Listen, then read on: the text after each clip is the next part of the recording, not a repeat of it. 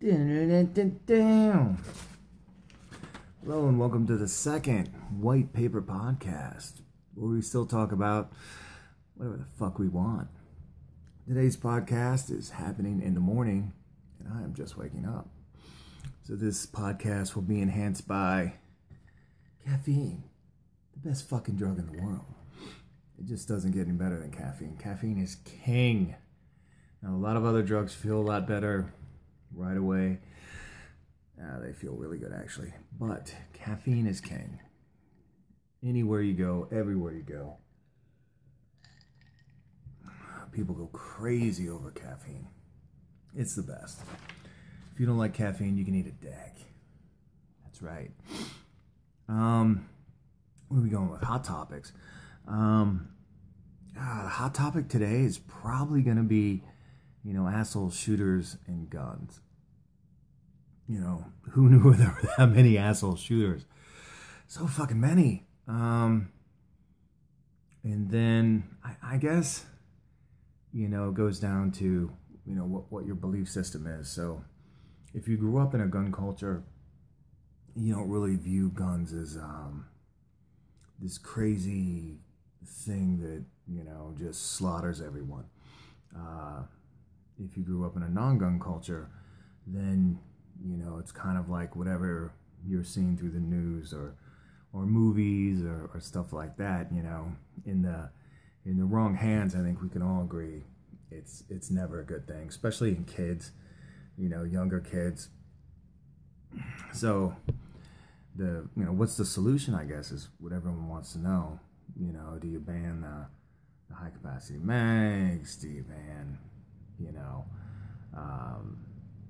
you got bump stocks, you got echo triggers, you got a lot of things that it just depends on, I guess your level of what you're afraid of. I think they're going to ban anything that shuts people the fuck up. So if they can pick one thing, they're like, well, that's the reason why we're going to have to ban that. And the truth is it may help a little bit. So, if you go to a smaller mag capacity, it may take, depending on the person using it, if it's a novice, it may take a while to reload. If he's proficient with the weapon, it may not make too much of a difference. Really, he could probably swap that thing out in a couple seconds, and then right back to a rate of fire. It doesn't take long to swap out a clip. Semi-auto versus full auto. If everyone's together, then of course full auto, you're shooting at a fish barrel. That's horrible. But realistically, semi-auto is so much more accurate. You're going to do more damage with that. Fucking asshole shooters, man. It's tough. I don't know what's going to get America over the gun hump. So if you go back a long ways, guns were just there. They were always there. It's what you hunted with. It's what you got food with. You couldn't turn around and not see one. And then as you watch, American culture progress, you see less and less of them. The more society kind of became more of a working class society, you kind of saw less and less. I grew up, people had shotgun racks in their trucks and shit. It was very common to see, guns everywhere. I don't know what the solution is. The only thing I could think of as far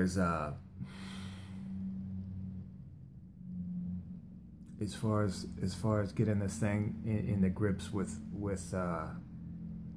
you can look at it two ways. So you can look at it like, let's ban the weapon, right? So you ban the weapon. I think that I'm not for that, but I could see the argument there. I could see a safer a safer place without it. But really you're dropping to the next weapon down, which in a concealment would probably be a knife or something like that. Which you're probably not going to have too many mass stabbings. But then you also have explosives.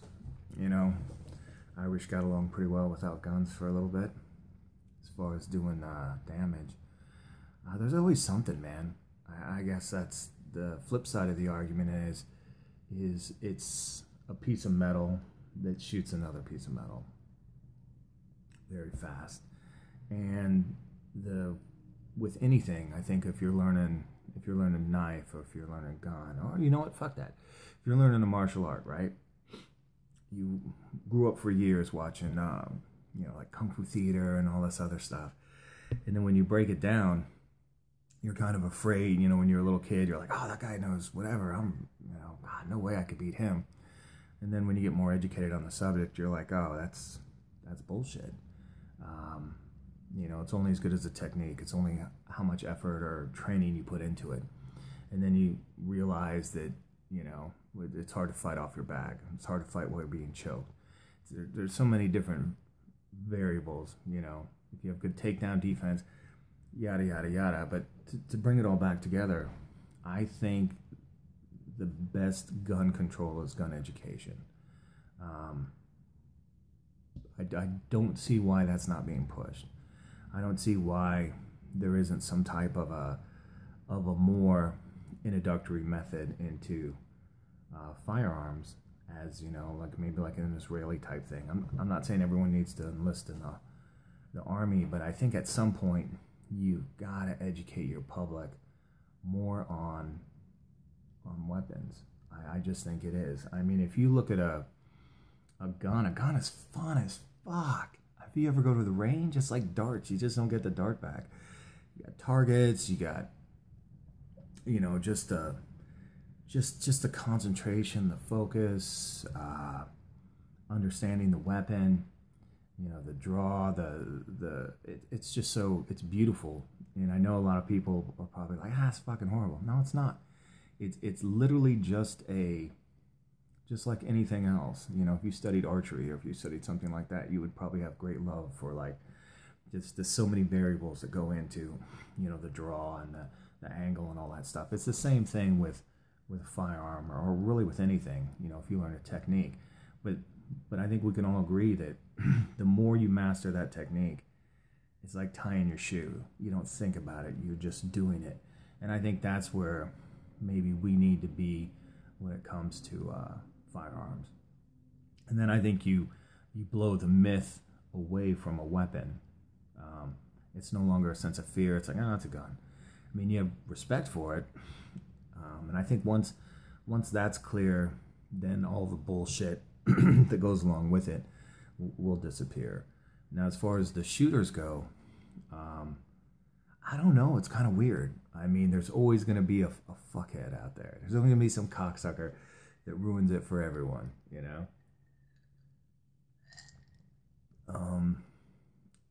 it's, and then a law is going to get passed to try to balance the scale from, horrible person to non-horrible person, but if you look at,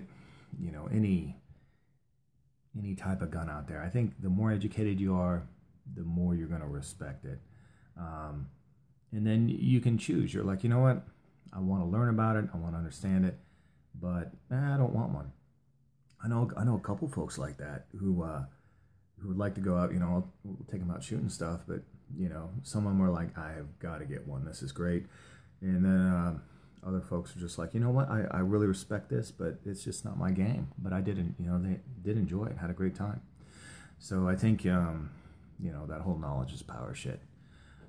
With the shooters, though, I mean, I think it's I don't have so much of a problem with limiting the amount of firearms you could purchase at one time. There's no reason you should be able to walk into a gun store and walk out with 5-6 guns. I think you should limit purchases per month. And I also think if you purchase a firearm, then I think you can go something to where that is your weapon. That's linked to you. That weapon, that serial number should never end up anywhere else but with you. I think you can do maybe a little bit more technology based on that. That may help control the tracking of weapons. I mean, back in Virginia a long time ago, when they didn't have too many laws, you saw a lot of guns go out of Virginia and they'd end up in like New York and a lot of places and get used and stuff like that. You know, if you can go into a gun shop, buy 20, 30 guns, you can go out and flip them for a lot of money. So you definitely want laws on that. I don't have a problem with doing a law on a bumper stock. You know, you don't really need, it's not really a full auto. It's more like a spastic motion that just really taps the trigger fast. So it gives you like a, it's not like a, it's more like a, you know, like a, kind of like a, more like an AK sound, like a slower, a little bit of a slower feed. So if anything, it makes you more accurate. But if you're gonna go spray and pray, I could see where that could be an issue. So I don't have a problem banning that.